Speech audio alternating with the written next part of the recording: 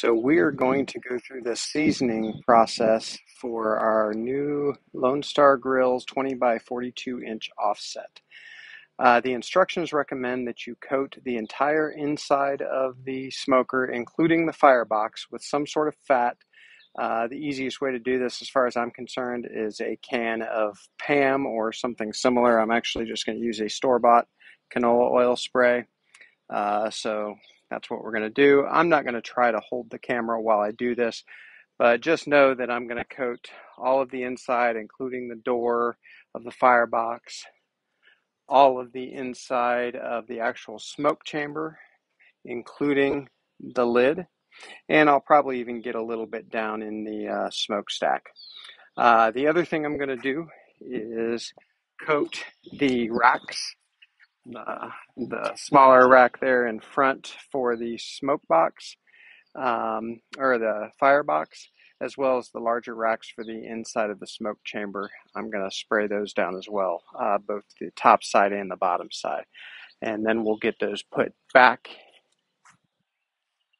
I'm using a gimbal, and sometimes it's a little difficult. And then we'll get all those put back in the smoker, and we'll get our fire started, and I will bring you back for that process. So I'm going to get this sprayed down, and we'll see you in a few minutes.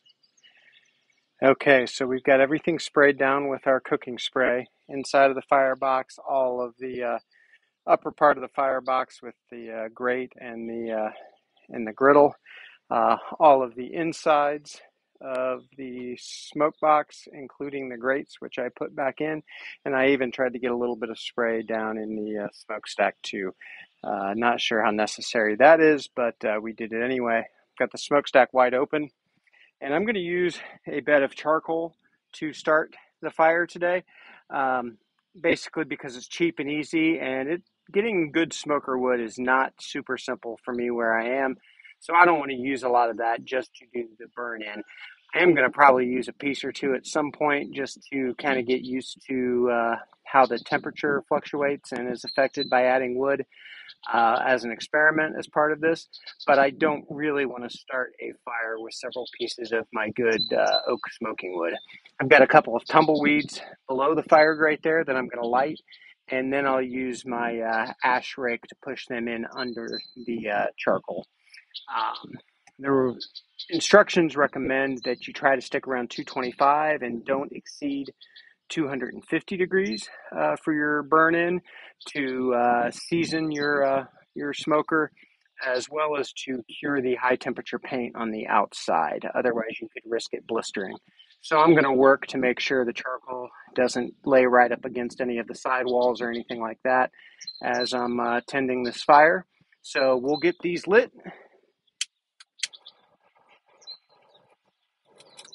And here we go. And then I will grab my rake, which is sewed on the back. It's something I forgot to show. Ooh, my gimbal is acting crazy. Something I forgot to show yesterday as part of my video. That is something I opted for, is a place to stow the tools and the tools that go there. So I'm just going to push these back under the charcoal and let them go. I'm going to leave all of the door wide open while this fire gets started, as well as the lid to the smoker, until we start to get a good coal bed. And then I'll start to shut the door, open up the vent, and close the lid of the smoker at that point as well. So we'll bring you back after this is going, and we'll see you in a few. Okay, we've been going about, 20 minutes, something like that. So not very long. Just thought I'd check the temperature. I really do want to monitor, and we're definitely still getting up to temperature. So we're not even at 150 degrees yet. I do have the firebox closed with the damper wide open. And I'm just going to take a look and see what it looks like in here.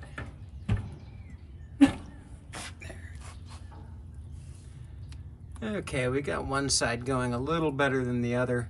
I might move that split of wood over to, and it's just a very small, thin piece of the bark, over to that side that's better lit.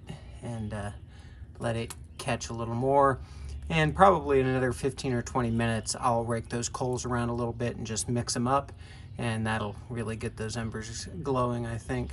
So we're, again, still coming up to temperature. We're about not quite 25 minutes in, and I definitely wanted to move slowly anyway because I didn't want this thing to quickly spike and go over that 250, which is going to be our upper limit for this burn-in and seasoning. So we'll bring you back. Okay, so we're about 90 minutes in, and I don't know if you can see that temperature or not, but we're running right between 225 and 250. It was approaching a lot closer to 250, probably in the 240 range.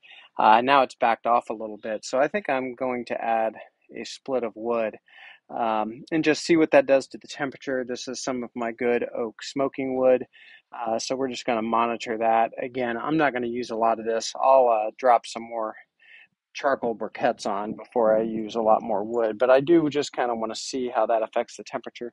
By the way, as you can see, the damper is about halfway open there, which is pretty much where it's been running. I haven't messed with it.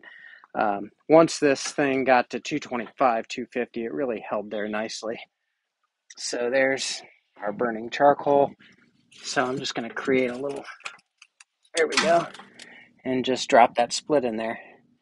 And I am going to leave the door open while that catches, and then I will get it shut down again, and we'll watch the temperature.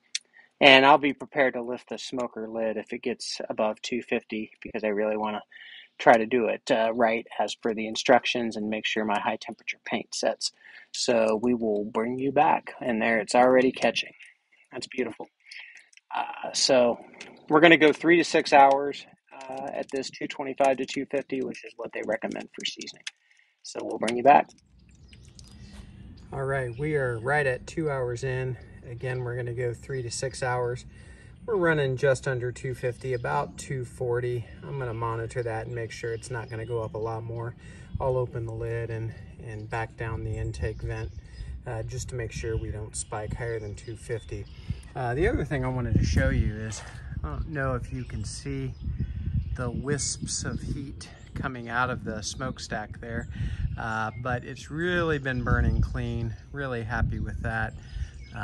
As I'm sure most of you know, seeing billowing white smoke come out of your smokestack is not good smoke. I don't even want it to be part of the smoke that's seasoning my new pit, so you certainly don't want it on your food. But I have been watching the smokestack, and it's just been really clean, just wispy blue smoke, so I love that.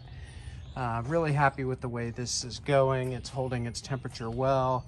A couple of times I've had to open the lid just to make sure it didn't spike too high. And I ended up finding, I'll show them to you, some chunks of, I believe this is hickory. I just had them in the garage in a bin and I had forgotten about them. So instead of using my oak splits that I got specifically to use with this smoker, I'm just tossing in these chunks to keep my heat going because I've got a ton of them. And I'm really maybe one every 45 minutes to an hour, and is what I think I'm gonna find. And they're really not that big, so very efficient smoker. I cannot remember if I had mentioned this, but the instructions specifically said not to use your fire management basket that I had gotten with this pit for the seasoning and burn-in. So that's why, and we'll open this real fast. That's why I'm just going directly on the grate. Notice how small those splits are that are in there, and I'm just really maintaining that temperature well. So I cannot wait to put a piece of meat on this pit. So that'll be all for now. I'm just gonna keep monitoring this and make sure I don't spike too high. And I'm probably gonna do this 5 to 6 hours. The instructions said 3 to 6 hours, but about 5 hours or so I think is where I'll end up being when I shut her down. So we'll bring you back. Okay, so we're rocking right at 225 still. I have added a couple of more chunks of wood. I did have the temperature go down quite a bit, maybe to 175, and I had to add a little wood and get some airflow going in there. Brought it back up. I just wasn't able to pay close attention to it. But it's done great. Again, running right at a great smoking temperature, and you can't even see smoke coming out of that stack there, which I think is great. So we are about not quite 4.5 hours in.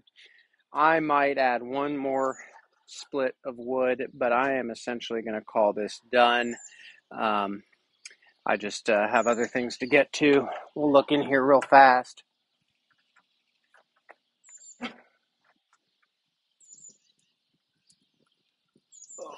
So just a real small fire in there, keeping it at 225. I think using the fire maintenance basket will make this super efficient, keep all those coals together and producing good heat and smoke. So far, considering this is the first time I have lit this pit, I'm really, really pleased with how it ran. And I think it'll only get easier as I get more experienced. Just really quality. So I'm going to open the lid of the smoker just briefly, take a look at how things are looking in here. Looks great. You can see the seasoning starting. So from that spray oil, that spray canola oil. So exactly what we were looking for here. So thanks for coming with me on this journey. I appreciate you joining me. And the next time we fire this pit up, it'll be for a cook. Maybe in the next couple of days. I'm trying to decide what to cook. I'm thinking a pork butt, just because they're hard to screw up, and considering that I don't have a lot of experience on this pit, I think that might be the safest. But I've even thought of maybe a chuck roast. So we'll see. We'll open up the. All right, so we can see the seasoning on the griddle there. I might take a cloth and spread that oil around a little bit, get it more in the corner over here. But generally, it looks great. So we will see you next time at BuQeye Barbecue. Thanks for joining me here today, and looking forward to getting some good cooks in on this and getting some good videos. So do me a favor, like this video, subscribe to the channel. I definitely appreciate it. Super excited about getting this pit cooking. See you next time. And this is the last of the crating that the Lone Star Grillz was delivered in. So got this disposed of, made a nice fire.